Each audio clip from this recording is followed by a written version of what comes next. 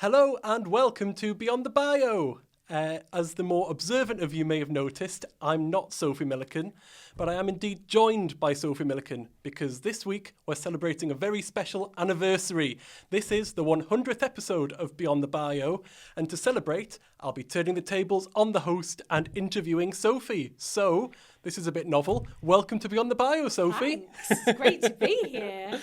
You can have the opportunity to say what you'd always hoped your guests would say and turn the tables a little bit there. So reflecting back on 100 episodes, congratulations.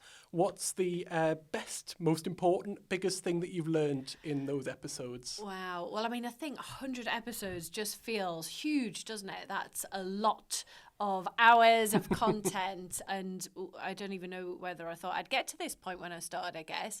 So what have I learned during this time? Well, I've learned that podcasting is really fun. I have had the chance to speak to some amazing people over the last couple of years. I've learned that podcasting is quite hard work as well, and I'm very fortunate to have a studio and have a team of people that can help me with the podcast. But I think consistency has been really key to the growth of the podcast. And I just think it was just a really good thing to start doing and to continue, because it's something that we talk to clients all the time about, the benefits of hosting and guesting. And got to practice what you preach sometime. So you mentioned, obviously, that the hosting 100 episodes of the podcast is an incredible achievement, but I'm sure that there have been some challenges along the way. What are some of those challenges and how did you overcome them? So I guess probably the biggest challenge is coming up with that many episodes, as in the ideas, the guests, the time it takes to prepare and record. And for some of the time, I was doing those 2 episodes a week. So again, those more observant listeners and viewers may have realised that we've dropped the Thursday show. So Monday, main show has always been the case. And we did have the Take Action episodes on a Thursday. And although they were great in that I'm a huge fan of taking action and I want to encourage people to implement some of the learning from the main show, it got to a point where it just felt a bit much having to do that. And I know, obviously, it's then got to be edited by you or Lottie. So I think that has been a bit of a thing around, you know, what's been challenging is to keep up that consistency, really. And I think some months are great where we've batched a load of content and all the people I listen to always talk about doing that and do it so well. But sometimes that's easier said than done because there's other stuff going on and you've got to think about the availability of guests. And, you know, I'm quite picky about who we have on the show, so we need to maintain those standards as well. And talking about some of your wonderful guests that you've had on the show, are there any episodes that maybe pleasantly surprised you and went in ways that you didn't expect them to go in? Maybe because of the way that the guests presented themselves or what they wanted to talk about? I think I've known something about all of the guests that have been on. So they're either people that I know or people that I've met. There obviously have been a lot of guests who've pitched themselves for the show, who I've had to then go and research. And because I'm the one asking the questions, I don't think anything's gone too awry in terms of them taking something elsewhere. I think there's been a few kind of eyebrow-raising moments where, you know, people have used quite colourful language or talked about things. I mean, there was one episode that sticks out. I know we're probably going to talk about some of the episodes, but the episode with Dan Kelsall sticks out. I mean, he's always colourful in terms of his language, but we ended up having a bit of a chat about getting screwed over by the same business owner. And there was a moment where I thought, I wonder if he will send us a legal letter. We didn't get one, but yeah, I think that was probably a close call potentially. That could have been a highlight and a low light all at the same time. 100%, yeah. So another kind of key aspect of Beyond the Bio all the way through has been the idea of not only listening but taking action and putting into practice the things that you talk about on the episodes. And obviously you've been here for all of them. You've covered loads of different topics, from public speaking to networking, social media use, press coverage. Have there been things that you've learnt whilst you've been presenting the show that you've then put into action yourself and seen benefits from? Yeah, 100%. And I think that's why I love trying to focus on taking some kind of action. So things I guess that stick out in mind, actually probably one of the early episodes with Jenny Smith talking about networking.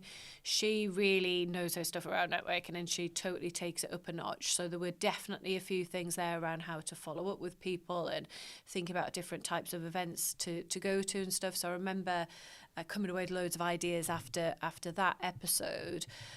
When I had Dan Priestley on the show talking about the podcast pyramid and the power of guesting on other people's shows, I actually went and drew an actual pyramid on a piece of paper and wrote a load of shows in that I wanted to go on and then pitch them. I think sometimes with the topics, because it's the stuff that we do day in, day out in Moja, it's sometimes just a reminder around doing things. So when we talk about having professional assets for speaking, things like speaker kits, it's a helpful reminder to just go back and go, is this still current? Is it still relevant? The other one I guess that stands out actually is when I had Athena Todd on talking about AI, and she was talking about how people use it in the wrong order for social media. So people use it to write their posts, and we've all seen those, haven't we? With the emojis and with all the sort of weird dashes and stuff. But her advice was around using ChatGPT to tidy up your posts after you've written them, and I really liked that. Really simple, common sense, I guess, but actually really valuable, because I have used that trick since to tidy up the post rather than write it, and I think it's a good one. And that's an example of obviously something that has developed and is completely new even to what you would have been able to do when you first made the show, because things are always adapting, aren't they? Scary. We need to get her back. So on top of your developing ideas of how you can put into practice things that you've talked about on the podcast, do you think that presenting 100 episodes of Beyond the Bio has changed at all what you understand personal branding to be? How has that kind of developed? So I've always had a bit of a thing about the term personal branding, and Ash Jones and I discussed that on a previous episode, how we both didn't like the term. And I think that the podcast has just reinforced that idea that personal branding is so much more than social media, because there's still a lot of people that will go, oh, personal branding, it's who I am online. And yes, it is, but that's a teeny tiny part of it. So for me, I always say that personal branding is actually all the quality and substance of what pops up on something like Google when someone pops your name into it. And actually social media, although it's super important, that's the end bit to amplify the message. So it's all about that substance, that quality.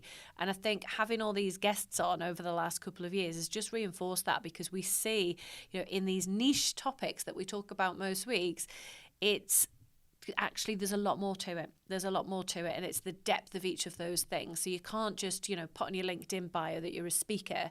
Actually, what does that mean? What do you speak about? What do you stand for? How do you present? So we've had Danny Wallace on talking about how to present well and storytelling and things like that. So it's how do you actually do it? But then also how do you formalize that, professionalize that with the speaker kit, with the speaker reel, with the personal website, which we did a show on as well. So all of these things add up, and there's a lot to it if you do it properly. And I'm sure the first thing you do if you get a pitch from somebody that you're not sure about who they are, you go off and Google them. Of course you do. So you need to make sure that they are somebody credible in that sense, because you'll go off and Google them.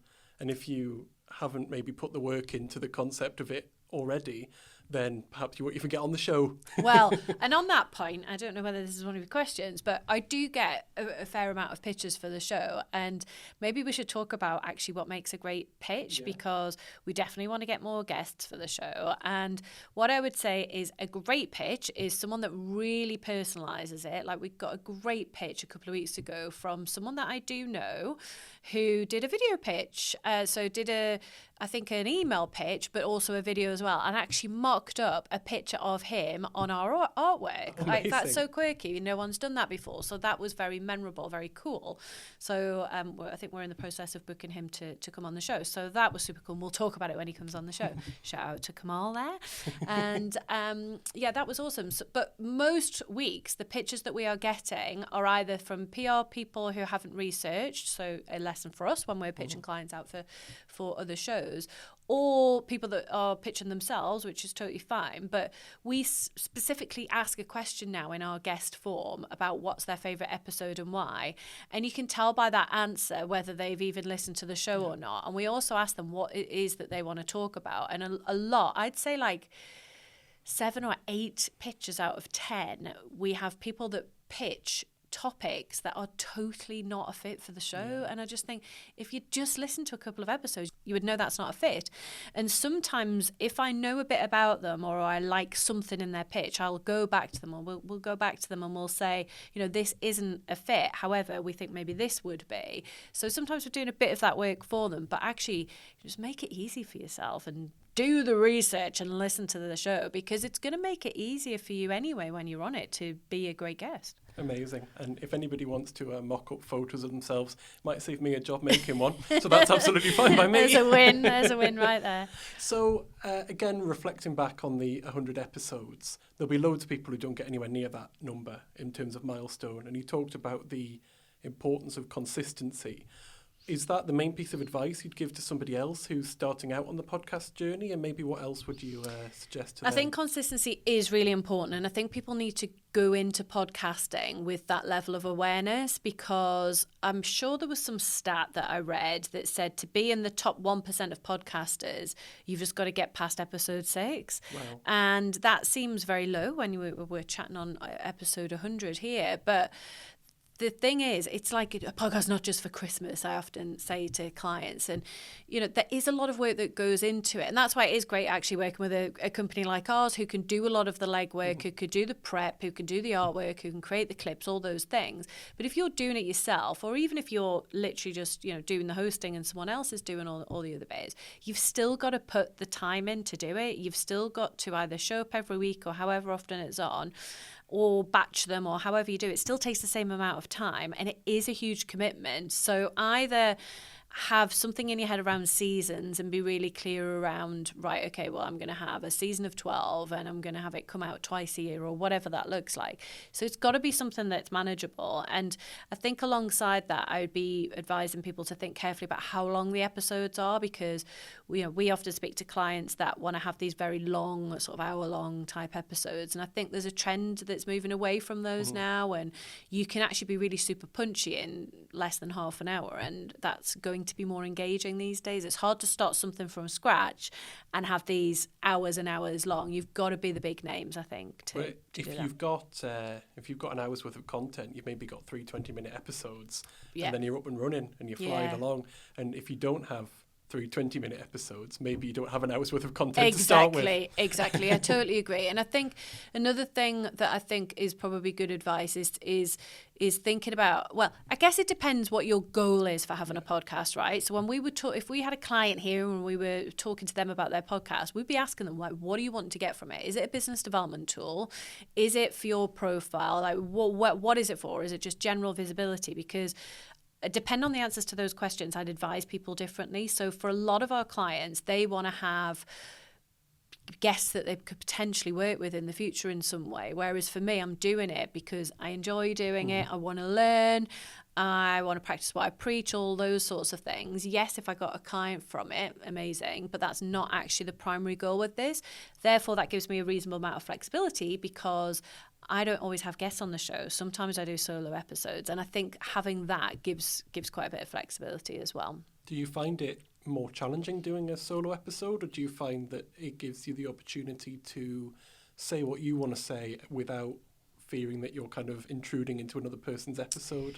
Yeah, I think when I'm hosting, I like to listen to what the guests have got to say, and they are an expert in something, or they've got some experience that is really rich that I want to delve into. So I try to let them speak as much as possible. When it's a solo episode, clearly I'm just talking to myself, quite like that sometimes, not going to lie. It's quite nice just to have a bit of a rant. You've still got to plan out what you're going to say and what you're going to talk about, otherwise it's just rambling. So yeah, I like the mix. I like them both. I think that's a good thing, is to have the mix. And some people maybe would be even more intimidated by the idea of doing a solo episode, but there's real value in that as well, because you can engage with the listenership. You don't have to be engaging with the person sat next to you in the room. Yeah, and also, I remember when I had Teresa Heath-Wareing on the show, and she was talking about her podcast, Your Dream Business, and she said that she did, I think, 20 episodes solo because she wanted to get those under her belt before she approached guests. And then when she approached guests, it was a brilliant episode. You should go back and listen to it if you missed it, because she talks about how she approached Pat Flynn and Amy Porterfield, who are both megastars in the US online space, and she flew over to America to take them for coffee with a view to them coming on her podcast. So she went from having no guests to having these American business superstars.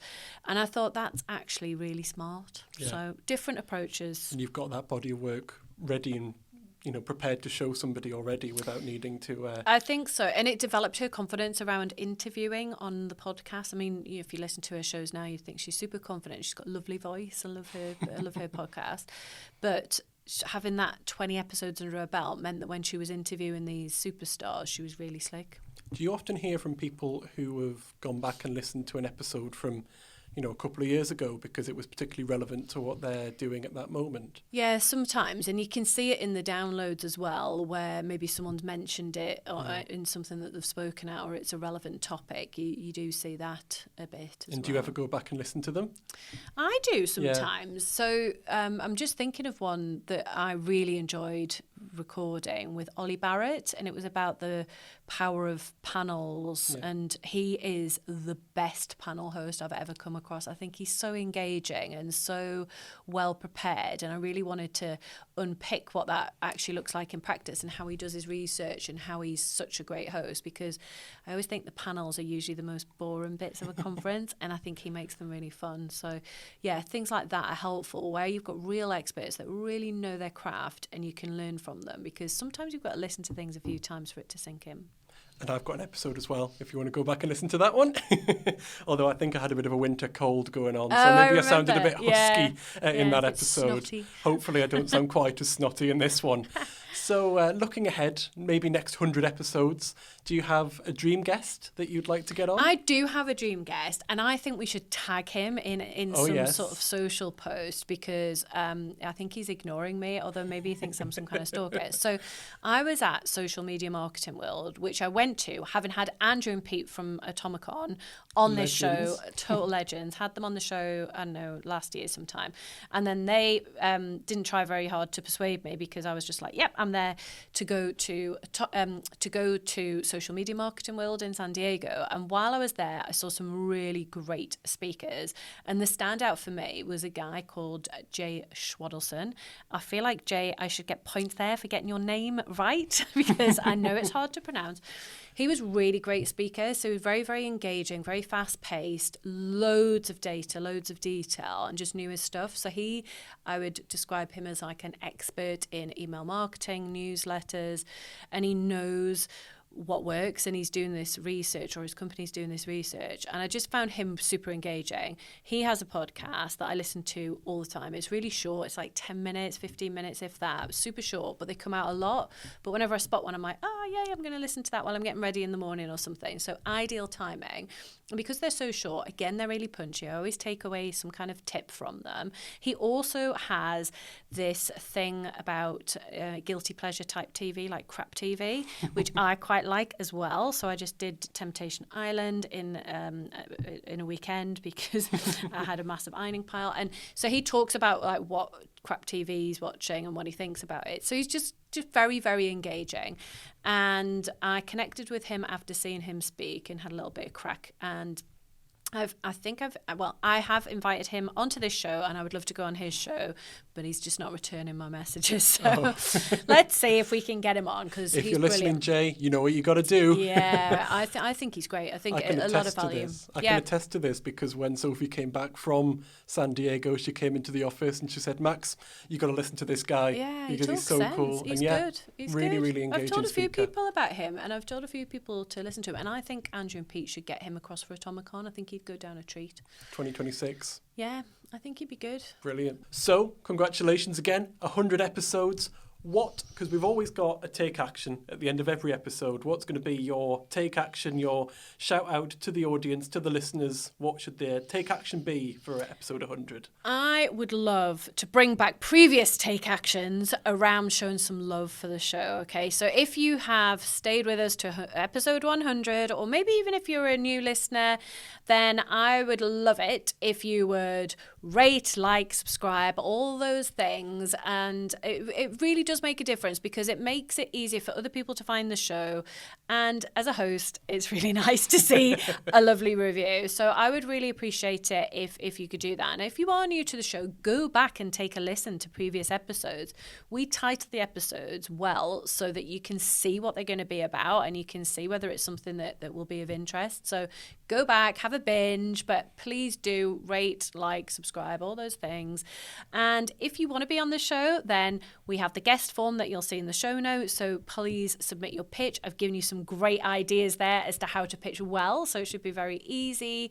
And the other thing I would love actually is if you're enjoying the show, drop me a message on whatever platform you like and let me know that you like the show, because that would be awesome. But also, who do you want me to get onto the show? Like, who would be a great guest? Who do you think I need to speak to? Or what kind of topics are you particularly interested in hearing more about? That would be super helpful.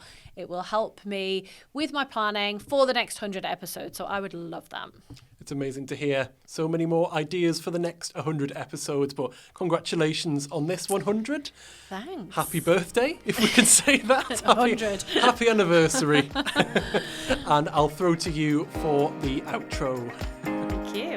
I hope you enjoyed this episode. If you did, it would be mint if you could like, subscribe, and leave a review on your favourite platform. See you next week.